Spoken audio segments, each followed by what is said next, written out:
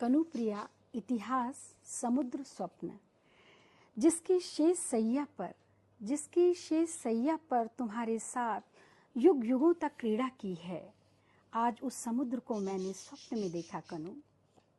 लहरों के नीले अवगुंठन में जहाँ सिंदूरी गुलाब जैसा सूरज खिलता था, वहाँ सैकड़ों निष्फल सीपियाँ छटपटा रही हैं और तुम मौन हो। मैंने देखा कि अगणित विक्षुब्ध विक्रांत लहरें फेन का शिरस्त्राण पहने, सिवार का कवच धारण किए, निर्जीव मछलियों के धनुष लिए युद्ध मुद्रा में आतुर हैं, और तुम कभी मध्यस्थ हो, कभी तटस्थ, कभी युद्धरत। और मैंने देखा कि अंत में तुम थककर इन सब से खिन्न, उदासीन, विस्मित और कुछ कुछ आहत मेरे कंधों से टिककर बैठ गए हो, और तुम्हारी अनमनी भटकती उंगलियां तट की गीली बालू पर कभी कुछ लिख देती हैं, किसी उपलब्धि को व्यक्त करने के अभिप्राय से नहीं, मात्र उंगलियों को ठंडे जल में डुबोने का क्षणिक सुख लेने के लिए। आज उस समुद्र को मैंने स्वप्न में देखा कनु। विष भरे फेन, निर्जीव सूर्य, निष्फल सीपियां, निर्जीव मछलियां, लहरें नियंत्रणहीन होती जा रही हैं, और तुम तट पर बाह उठा उठा कर कुछ कह रहे हो, पर तुम्हारी कोई नहीं सुनता। अंत में तुम हार कर, लौट कर, थक कर मेरे वक्ष के गहराव में अपना चौड़ा माथा रखकर गहरी नींद में सो गए हो। और मेरे वक्ष का गहराव समुद्र में बहता हुआ बड़ा सा ताज़ा, क्वारा, मुलायम, गुलाबी वटपत्र बन गया है, जिस पर तुम छोटे से छौने की भांति लहरों के पालने में महाप्रलय के बाद सो रहे हो। नींद में तुम्हारे होंठ धीरे धीरे हिलते हैं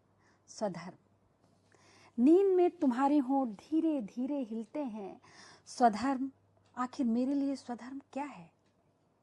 और लहरें थपकी देकर तुम्हें सुलाती हैं, सो जाओ योगीराज, सो जाओ, निद्रा समाधि है। नींद में तुम्हारे होंठ धीरे धीरे हिलते हैं। न्याय, अन्याय, सत, असत, विवेक, अविवेक, कसौटी क्या है? आखिर कसौटी क्या है? और लहरें थपकी देकर तुम्हें सुला देती हैं, सो जाओ योगेश्वर, जागरण स्वप्न है, छलना है, मिथ्या है। तुम्हारे माथे पर पसीना झलक आया है और होंठ कांप रहे हैं, और तुम चौंक कर जाग जाते हो, और तुम्हें कोई भी कसौटी नहीं मिलती, और जुए के पासे की तरह तुम निर्णय को फेंक देते हो। जो मेरे पैताने हैं वह स्वधर्म, जो मेरे सिरहाने हैं वह अधर्म।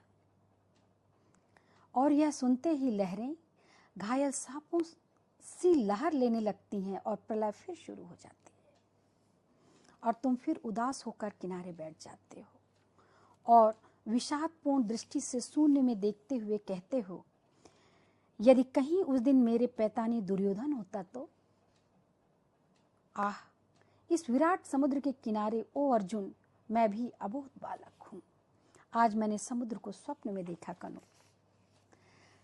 तट पर जल देवदारुओं में बार बार कंठ खोलती हुई हवा के गूंगे झकोरे, बालू पर अपने पद चिन्ह बनाने के करुण प्रयास में बैसाखियों पर चलता हुआ इतिहास। लहरों में तुम्हारे श्लोकों से अभिमंत्रित गांडीव गले हुए सिवार सा उतरा आया है, और अब तुम तटस्थ हो और उदास। समुद्र के किनारे नारियल के कुंज हैं, और तुम एक बूढ़े पीपल के नीचे चुपचाप बैठे हो, मौन, परिशमित, विरक्त, और पहली बार जैसे तुम्हारी अक्षय तरुणाई पर थकान छा रही है, और चारों ओर एक खिन्न दृष्टि से देखकर, एक गहरी सांस लेकर तुमने असफल इतिहास को जीर्ण वसन की भांति त्याग दिया है, और इस क्षण केवल अपने में डूबे हुए, दर्द में पके हुए तुम्हें बहुत दिन बाद मेरी याद आई है। कांपती हुई दीप लौ जैसे पीपल के पत्ते एक एक कर बुझ गए, उतरता हुआ अंधियारा।